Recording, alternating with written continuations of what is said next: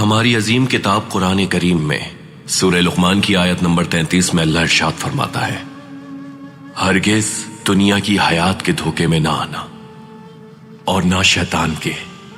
अल्लाह से मग़फ़िरत तलब करो और शैतान के शर से बचो।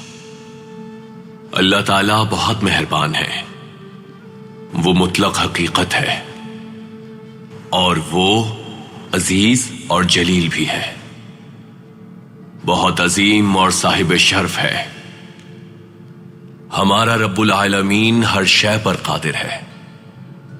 परवरदिगार सूरह नसर में हमें मुतनब्बे करता है कि जब अल्लाह की नुसरत और फतह आन पहुंची तो लोग चौक दर चौक इस्लाम में दाखिल होने लगे। तो अपने रब की हम्द किया करो, तस्बीह किया करो, उससे मग़फ़िरत की दुआ मांगा करो, क्योंकि वो तौबा कबूल करने वाला है।